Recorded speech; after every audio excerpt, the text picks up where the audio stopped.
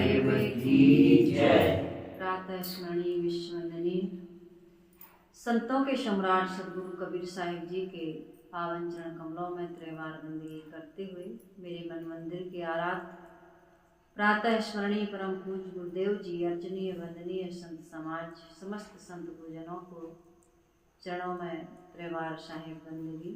कबीर आश्रम देवरी से जुड़े हुए समस्त श्रोता बंधुओं को, माता बहनों को, नन्हे मुन्ने प्यारे प्यारे बच्चों को, आदरणीय बुजुर्ग दादा दादियों को, सभी को सुबह की हार्दिक शुभकामनाएं हैं। आज का दिन सभी के लिए सुखद एवं मंगलमय।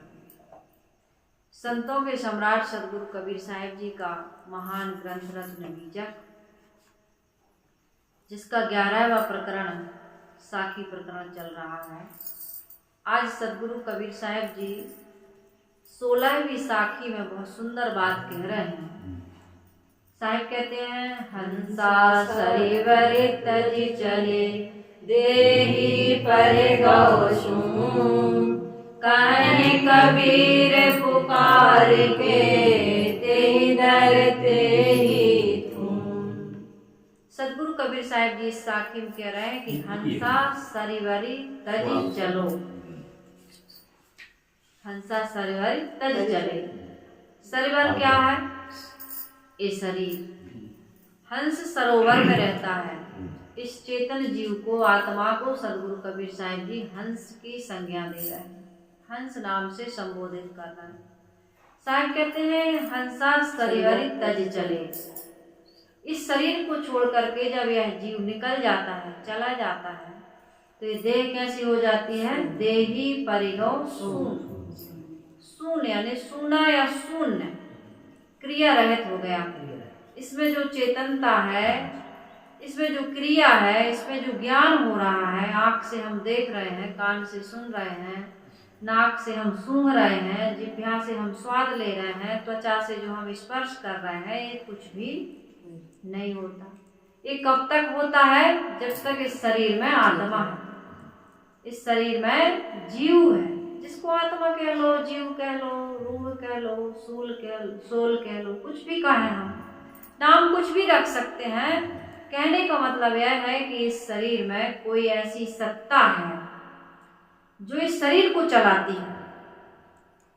ये शरीर अपने आप नहीं चलता है, लेकिन बच्चों को हमारे बड़े बूढ़े लोग, माता पिता, गुरुजन ये शिक्षा नहीं दे पाते। जैसे माता मदालसा ने लोरी में ही बता दिया था अपने पुत्रों को कि तुम शरीर नहीं हो और तुम में शरीर नहीं है। शरीर अलग है और चेतन अलग है।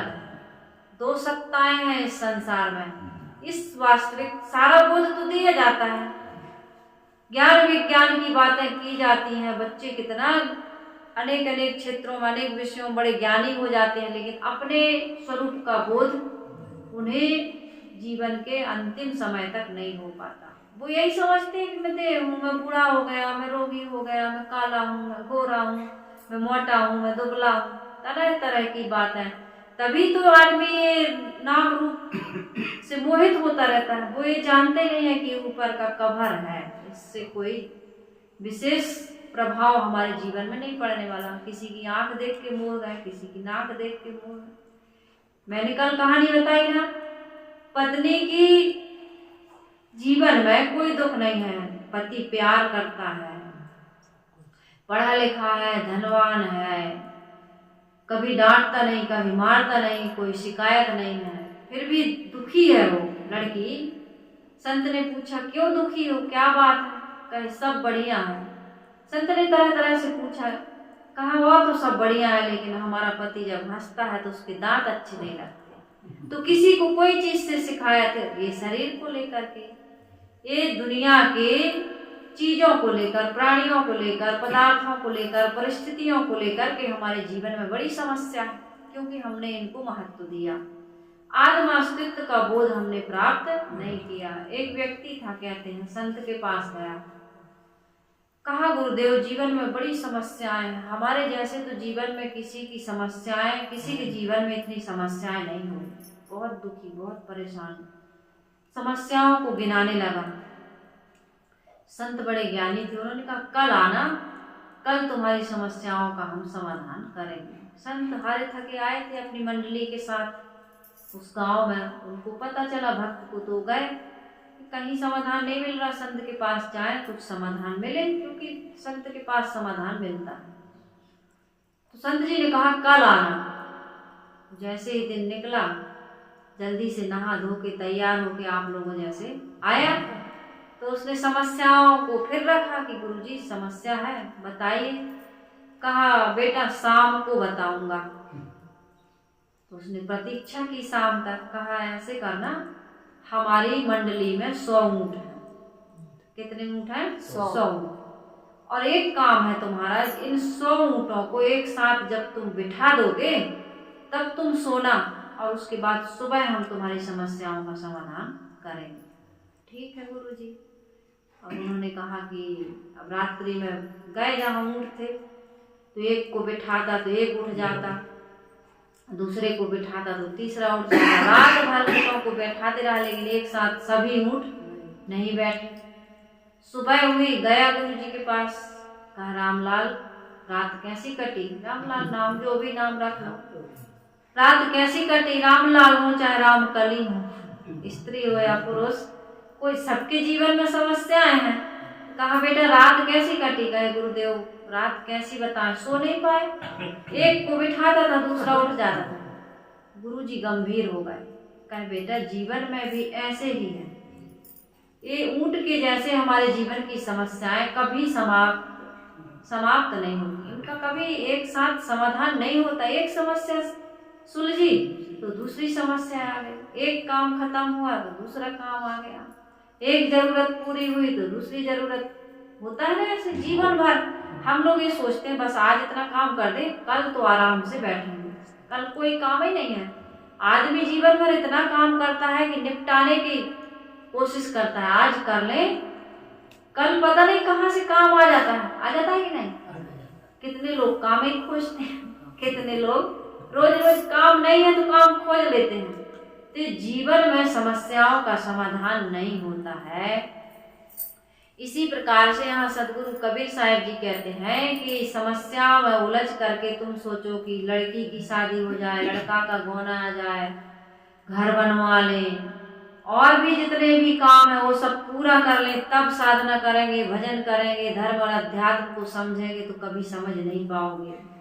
आत्मा के रहस्य को, संसार की वास्तविकता को, जीव की ये आवागमन के चक्र को कभी नष्ट नहीं कर पाओगे यदि इन समस्याओं को लेकर के आप उलझे और कहोगे कि आज काम है, आज समस्या है, आज ये मजबूरी है, आज सत्संग नहीं करेंगे, आज स्वाध्याय, आज साधना नहीं करेंगे, आज ध्यान नहीं करेंगे, आज हम अमुक सत्संग में नहीं जाएंगे, संत के यहाँ नहीं जाएंगे, तो कभी नहीं जा पाओगे। इसलिए सदगुरु कबीर साहब जी कहते हैं कि इस शरीर में जब तक आत्मा है, और ये कब निकल जाए इसकी भी कोई गारंटी नहीं है। कब जीव निकल जाए इस शरीर से, अचानक चला जाता है, अचानक आदमी का शरीर छूट जाता है। और हमने अपने शरीर को छूटते हुए तो नहीं देखा, लेकिन अन्य लोग अपने लोगों के, अपने आसपास के लोगों के शरीर को छूटते हुए तो देखा है। और यह भी ज्ञान प्राप्त किया है कि जब शरीर से जीव निकल जाता है, सत्ता चेतना निकल जाती है, तब इस शरीर को कोई देखना छूना पसंद नहीं करता।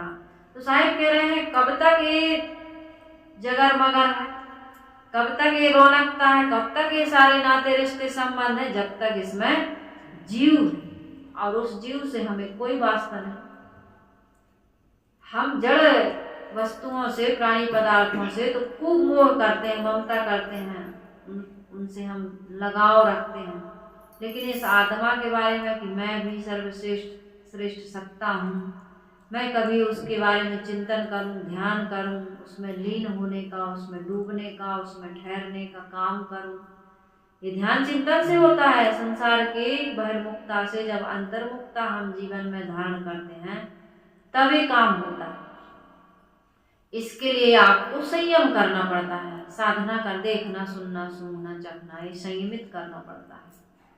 यदि हम इन्हीं विषय भोगों में लगे रहेंगे तो फिर हम अपने अंतरात्मा की ओर ध्यान नहीं दे पाएंगे, उसका चिंतन उसमें स्थिति प्राप्त नहीं कर पाएंगे। तो साहिब कह रहे हैं संसार में दो तत्व हैं, एक जड़ और दूसरा चेतन।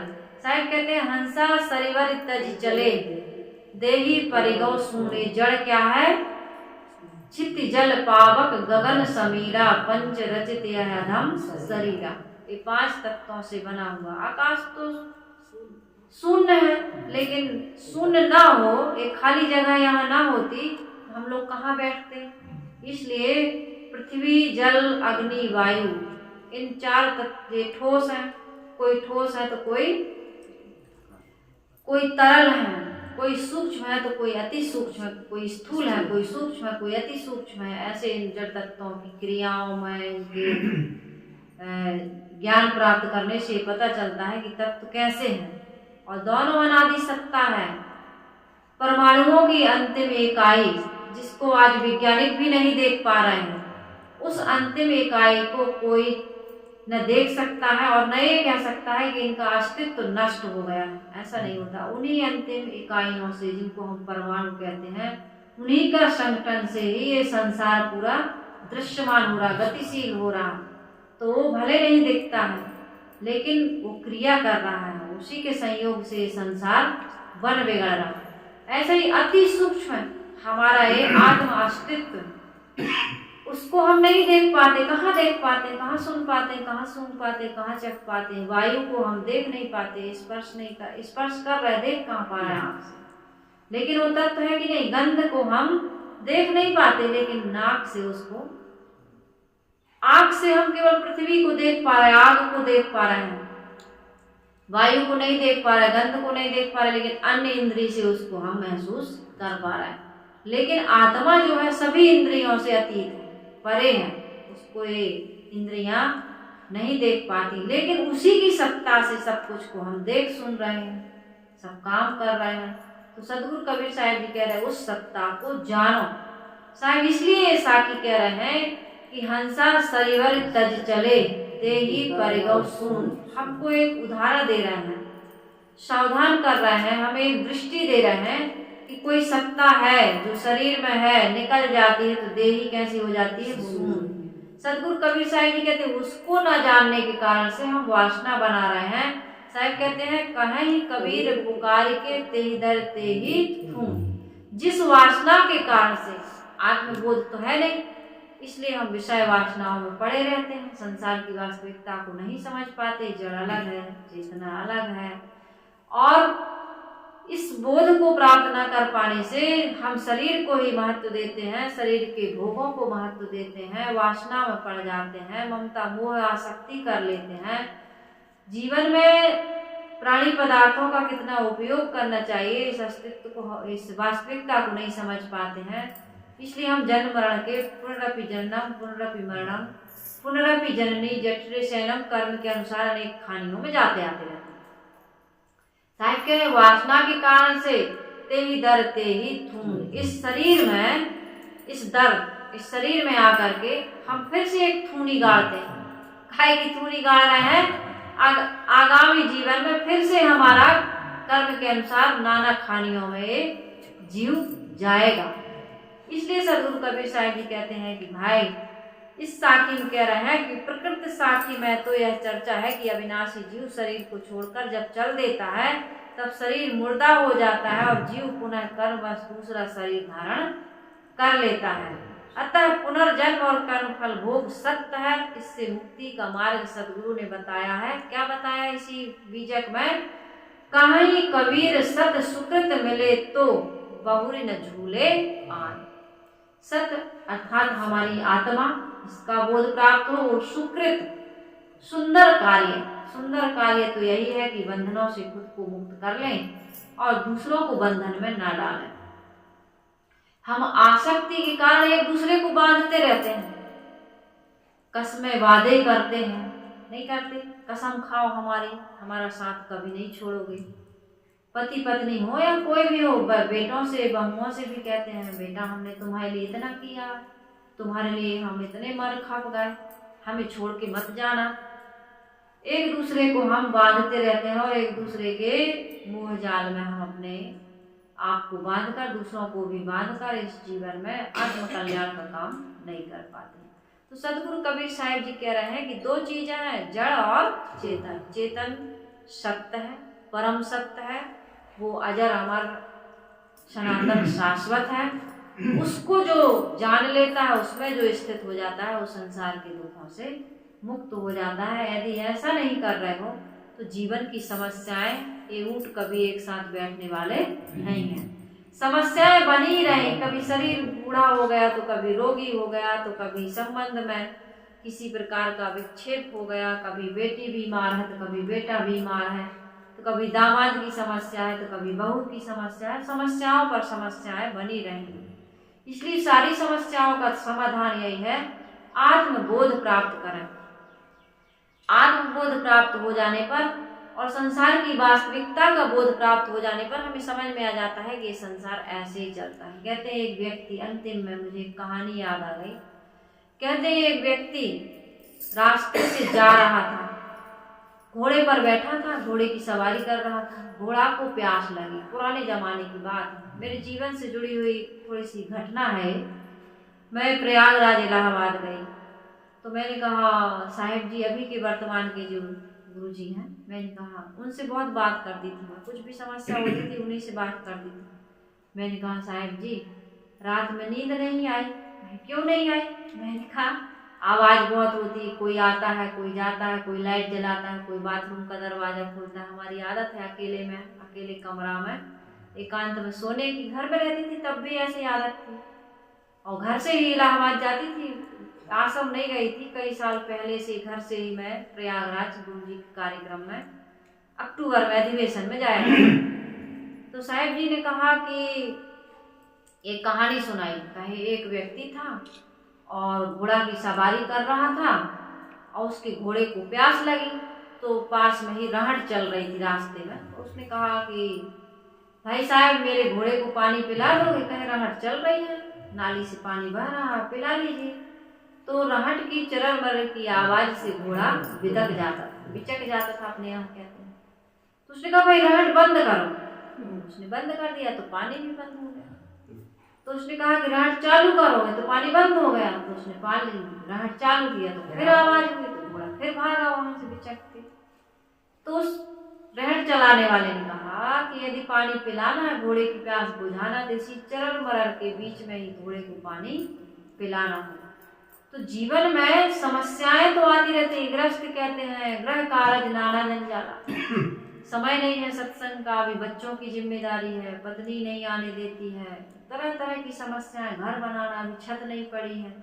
जैसे हम लोग भी कह देते हैं ना अभी लेंटर जाना नहीं है, तो कहते हैं अभी लेंटर का काम चल रहा है। जाना नहीं है इसलिए, और जाना हो तो आदमी सब समय निकाल लेता है। जिसको जरूरी समझता है उसके लिए आदमी समय निकालता ही नहीं निकालता। अब इतना पानी गिर रहा, बारिश हो रही, लेकिन माता बहनों को सत्संग का शौक है, उनको लाभ मिल रहा है तो वो आ जाती हैं, और नहीं तो कह देती हैं कि साहिब जी पानी गिर रहा था। बहाने तो बहुत सारे हैं। आदमी कहता है घर बनवाए ले, लड़की ब्याह ले, लड़का के गौन लाभ तब भक्ति करवे। भक्ति सत्संग है तो कौन हरवरी आए, क्या जल्दी है? सुंदर जवानी पाए भोग साज सर्वे, ऐसे ऐसे मन के भुलावा माही भूले जीव, यह नहीं जाने आज काल बीच मरवे। आदमी मर जाता है, सत्संग नहीं कर पाता, दान पुण्य नहीं कर पाता, भक्ति नहीं कर पाता, संतों को नहीं बुला पाता, संतों के यहाँ नहीं जा पाता।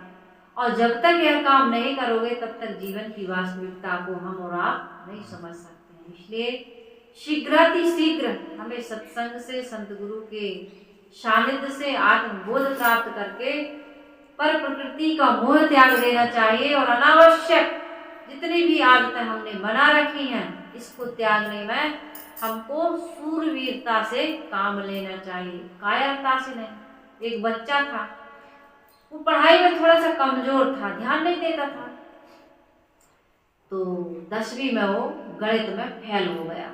एक विषय से सप्लीमेंट्री आई, नहीं निकाल पाया, फेल हो गया। रिश्तेदारों ने, परिवार वालों ने ताना मारा। पिता ने कहा बेटा तुम नहीं पढ़ पाओगे, चलो हमारे साथ मजदूरी करना, किसानी करना। लड़के ने कहा कि नहीं, इस बार तो फेल हो गए, लेकिन अगली बार फेल नहीं होऊंगा, मैं इससे भी ज्यादा मेहनत करूंगा, ध्यान दूंगा।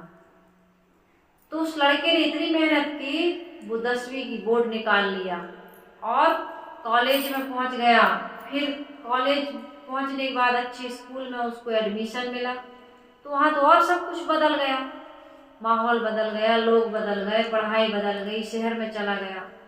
लेकिन उसने हिम्मत नहीं हारी, पढ़ते पढ़ते पढ़ते पढ़ते मेहनत करते करते वो इंजीनियरिंग कॉलेज में नंबर 1 का टॉपर बना और विदेश की कंपनियां में उनको बुलाया गया और टीम का सबसे बड़ा अगुवा बना। वो विदेशों में वो जाने लगा, लोगों को बताने लगा। गांव में एक बार कुछ फंक्शन हुआ, उसको बुलाया तो उसको बोलने के लिए कहा गया, तो उसने कहा कि जब आप कभी किसी भी क्षेत्र में कोई कार्य में, जैसे नशा त्यागना है, आपने कहा कि आज से गाली नहीं देंगे, लेकिन आपके मुंह से निकल गया, अभ्यास है। कोई भी कार्य आप यदि सत्संग से जुड़े, हम रोज रोज कहते हैं कि काम मत करना, आप नहीं छोड़ पाते तो सत्संग मत छोड़ना, सत्संग में आते रहना। एक कहानी मैं इसलिए कह रही हूँ, हमेशा अपने जीवन में उन्नति और प्रगति के लिए तत्पर रहना और परिश्रम करते रहना। वो लड़के ने कहा, वो बात कही लड़के ने कि जब मेरी हंसी उड़ाई गई, मुझे मेरे पिता ने कहा कि तुम नहीं पढ़ सकते हो, मजदूरी करो, किसानी करो, मेरे साथ काम करो, तो अपने आप से वादा करना और हंसना और प्रयास करते रहना कि मैं जरूर चैलेंज के साथ, खुद को चैलेंज के साथ प्रस्तुत करना कि मैं ये काम क्यों नहीं कर सकता, मैं करूंगा। और प्रयास करते रहना, हो सकता है अंतिम प्रयास ही तुम्हारी सफलता के द्वार खोले। इसलिए प्रयास करने की कभी अंतिम मत करना, प्रयास करना कभी बंद मत करना। मैं कह रही थी कि आदमी अतिशय रगड़ करे जो कोई, अनिल प्रगट चंदन ते होई।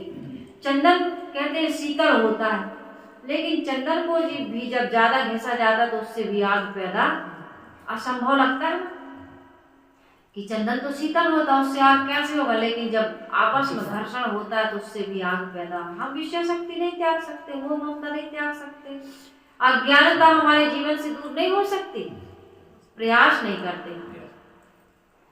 कहते हैं कि भैया हम तो बाल बच्चों में, पत्नी पति में, परिवार में ऐसे फंस गए हैं, अब तुम निकलते नहीं हो कभी वहां से, तो फंसे ही रहोगे। निकलो वहां से थोड़ा सा, कभी कभी सत्संग में जाओ, संतों को बुलाओ, संतों के यहाँ जाओ।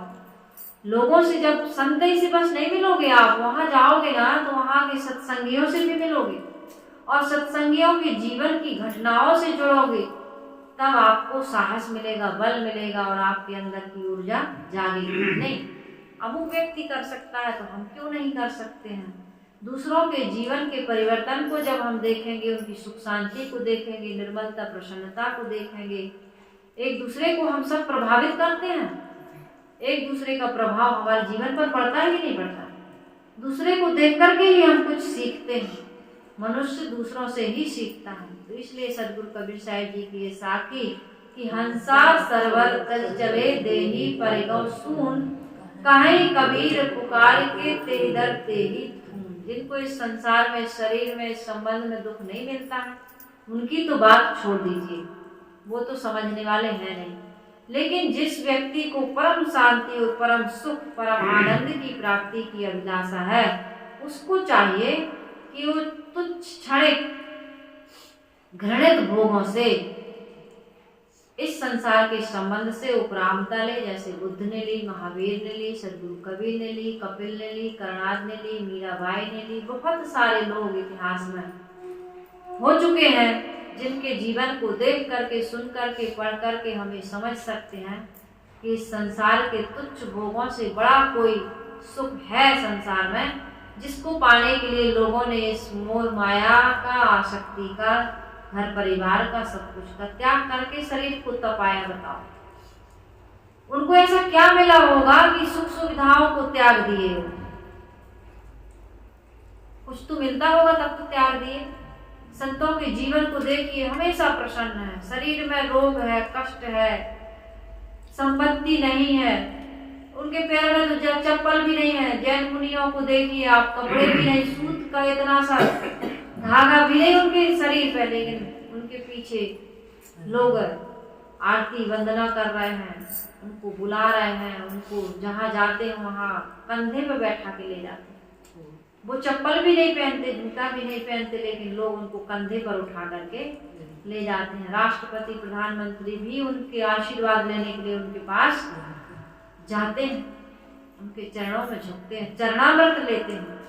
राष्ट्रपति प्रधानमंत्री को बुलाओगे, उनका चरणामृत नहीं लोगे आप, लेकिन एक फकीर का चरणामृत लेकर के घर में भवन में छिड़कोगे। प्रभु राम ने संतों के चरणोदक लिया और अपने सिर पर चढ़ाया, स्वयं उन्होंने धोया और माँ जानकी से उन्होंने कहा कि पानी डाल, जल डाल, हम संतों के चरणोदक लेंगे। तो हमारे कहने का मतलब ये है कि जीवन की वास्तविकता को यदि समझना है तो संसार में केवल एक ही द्वार है, संतों का दरबार।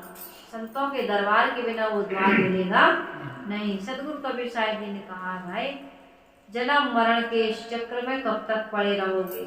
इस जीवन में आकर के, इस मानव जीवन में आकर के यदि फिर वासना बना रहे ही डरते ही थून, फिर थूनी गाड़ रहे हो विषय भाषणा की, तो मुक्ति मिलेगी नहीं। मुक्ति का काम करो। क्या मिल रहा है इस संसार से बताओ, क्या मिल रहा? हमारी ये बहन बैठी कहती, साहब निर्लज्ज बन करके जबरदस्ती जी रहे हैं, अभी मर जाए बहू बेटा को तो अभी से फिक्र हो गई कि बुढ़ापे में हमें सिर पे पड़ेंगे, हमें करना पड़ेगा इनकी सेवा। जब तक कमाने लायक है हम लोग, कुछ करने लायक है, तब तक तो सबको अच्छा लगता है। दुधारू गाय की 2 लाख सहने के लिए सब तैयार है, लेकिन जब दूध नहीं देगी तो लोग बेच देते हैं कि नहीं बेच देते हैं।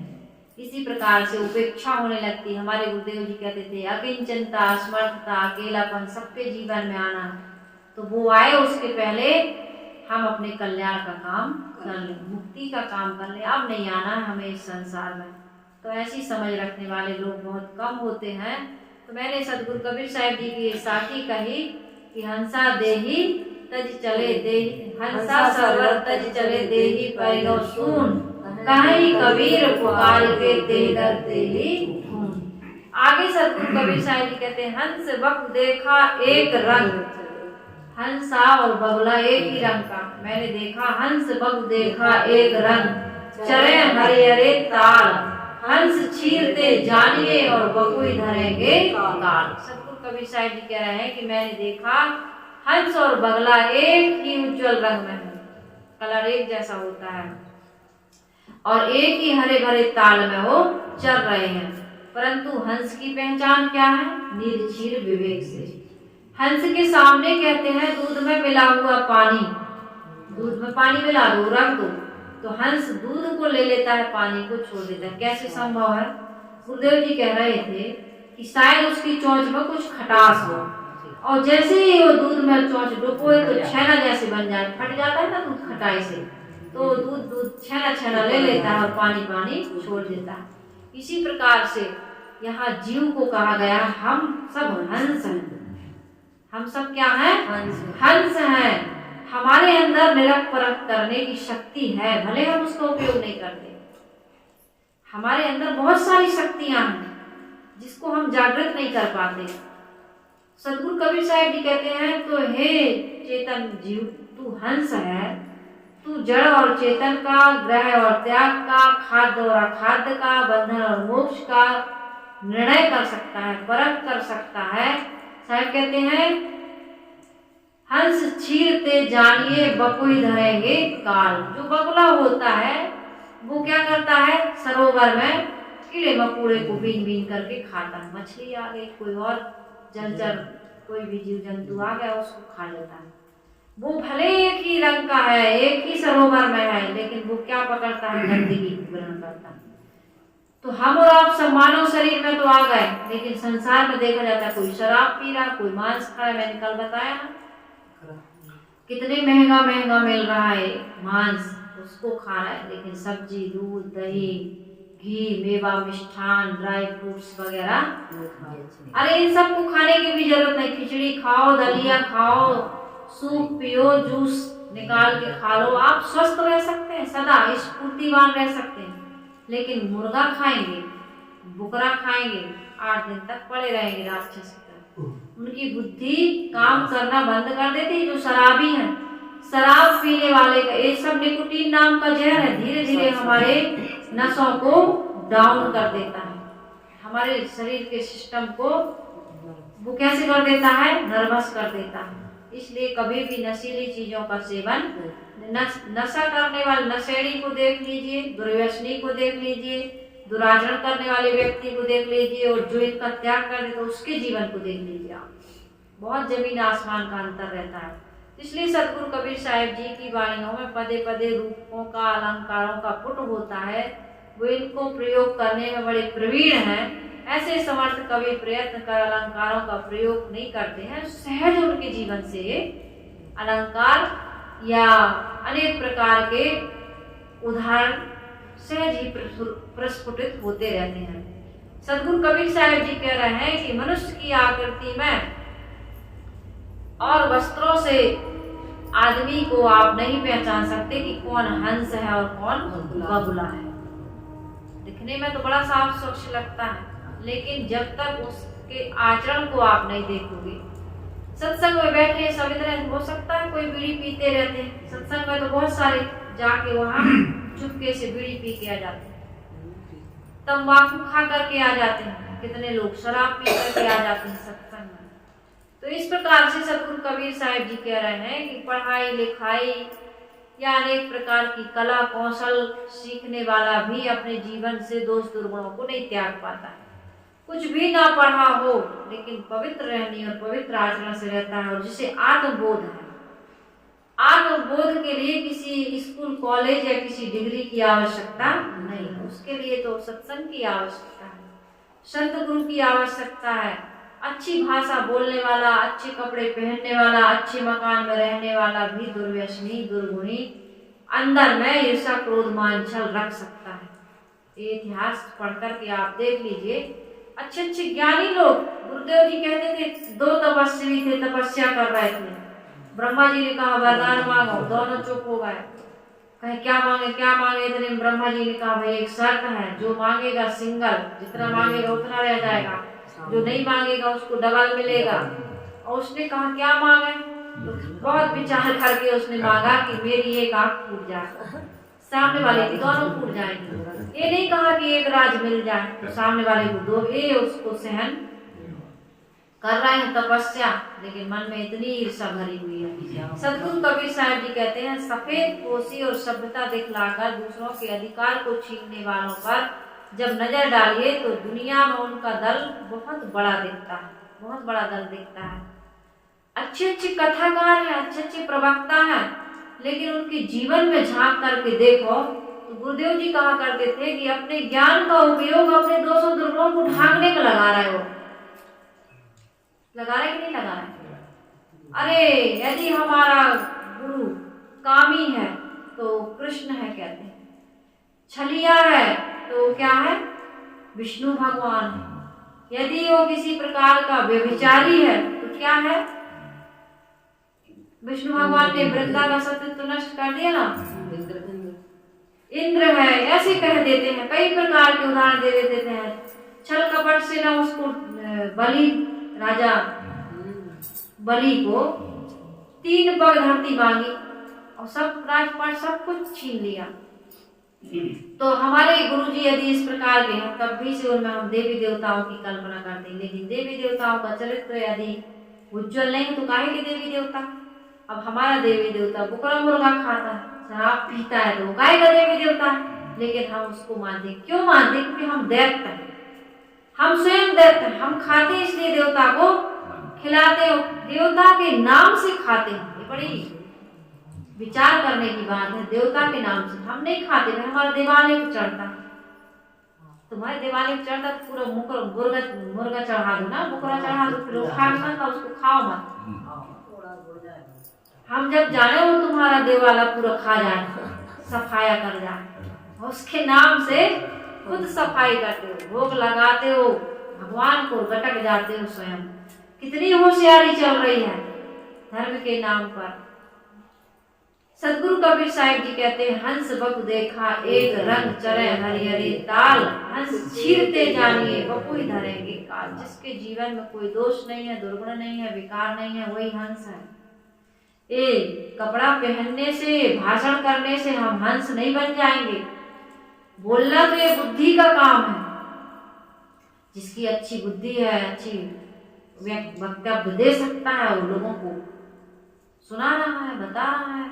किसी का गला अच्छा है, भजन गा रहे, इतने सुंदर निर्गुणी भजन गा रहे, कबीर के भजन, मीरा के भजन, सूरदास के भजन, सभी महापुरुषों के भजन गाते हैं। लेकिन भजन गाने के बाद मंच के पीछे जाकर के शराब पी लेते हैं, सिगरेट पी लेते हैं, तंबाकू खा लेते हैं।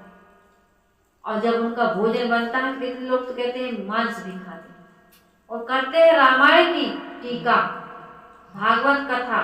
ये प्रवक्ताओं को लेकर ही कितने लोग छत्तीसगढ़ में मैंने सुना, बिल्कुल सही बात है। ये कोई कल्पना किया, कोई की सुनी सुनाई बात नहीं, बिल्कुल देखी सुनी अजमाई हुई बात है कि रामायण की टीका करते हैं। वहाँ रामायण प्रतियोगिताएं होती हैं, तो सबके चंदा से होता है। गाँव अनेक जगह की पार्टी, कई 20 गाँव की पार्टियां आती हैं, फिर उनका एक जगह भोजन बनता है। तो इस प्रकार का उनका जीवन चलता है। बताइए, ऐसे ऐसे लोग भी। रामायण की टीका करने वाले और टीका करने वालियां, उनका ऐसा चरित्र है कि इस माइक से, इस मंच से हम कह नहीं सकते। और सीता जी की जो सती सावित्री हैं, उनकी चरित्र की टीका कर रहे हैं। जो राम एक पत्नी व्रता है, उनकी टीका आप कर रहे हैं। और जीवन में कुछ भी, तो ये क्या है, वाणी का विषय है, ये क्या है, बुद्धि का विषय है, ये चरित्र तक नहीं उतरा, आचरण का विषय नहीं बन पाया। इसलिए सदगुरु कबीर साहिब जी कह रहे हैं, हंस बबू देखा एक रंग, चरे हरिहरे ताल, हंस छीरते जानिए बपुई धरेंगे काल। यदि तुम बगुला के जैसे बने रहोगे तो काल क्या है, मौत को भी काल कहते हैं, अज्ञान को भी काल कहते हैं, और वासना को भी काल कहते हैं। तीनों तुमको मार डालेंगे। वासना के कारण भी हम दुखी हैं, अज्ञान के कारण भी दुखी हैं, और मौत के भय से तो दुखी है, और एक दिन मार करके ले जाएगी। इसलिए सदगुरु कबीर साहिब जी कहते हैं कि भाई, हमारा जो स्वभाव है, जो स्वरूप है, मूलता, उसको समझ करके सार को ग्रहण करिए। सार क्या है, बस इतना सा काम करना है। जीवन में जितने भी दोष दुर्गुण आ गए हैं, उनको त्याग दीजिए, और नए कोई दोष दुर्गुण मत बनाइए। अपने जीवन को निर्मल पवित्र बनाते चलिए। यही सबसे बड़ी साधना, यही सबसे बड़ी पूजा है, यही सबसे बड़ा व्रत है। इससे बड़ी पूजा, इससे बड़ी साधना, इससे बड़ा व्रत कोई और नहीं हो सकता। इतना ही तो काम करना है। जीवन व्यवहार में अपने आचरण को निर्मल पवित्र रखना है, और भलाई परोपकार का काम करते जाना है, सहनशील बनना है। इतना करते हुए भी सामने वाला कोई दुख दे रहा है तो प्रारब्ध का भोग समझ करके सह लो। इतने भी कायर पूजन ना बनो कि उसका विरोध ना कर सको, विरोध भी करिए, लेकिन प्रतिक्रिया में पढ़ करके अपनी शांति को, अपने संस्कार को बर्बाद नहीं करना है। समझ पूर्वक, ज्ञान पूर्वक, या तो वहां से हट जाइए या उस व्यक्ति को हटा दीजिए। जो संभव हो सहजता से, मन की निर्मलता और पवित्रता बरकरार रखते हुए इस काम को करिए। ये नहीं कह रहे कि सहते रहो तो सामने वाला आपको सहारते ही रहे। समझदारी से काम लेना चाहिए, कहाँ किस चीज की आवश्यकता है। संत गुरु से सलाह लेते रहो, विचार विमर्श करते रहो, और अपने जीवन को निर्मल पवित्र बनाते रहो। समझदारी पूर्वक जब हम जीवन जिएंगे तो हमारा ये जीवन सफल सार्थक होगा, सुखमय होगा, और सबका जीवन कल्याणमय हो, मंगलमय हो। इन्हीं शुभकामनाओं के साथ मैं अपनी वाणी को आज यहीं विराम दे रही हूँ। आइए हम सभी लोग गुरु वंदना कर लेते हैं। वंदना।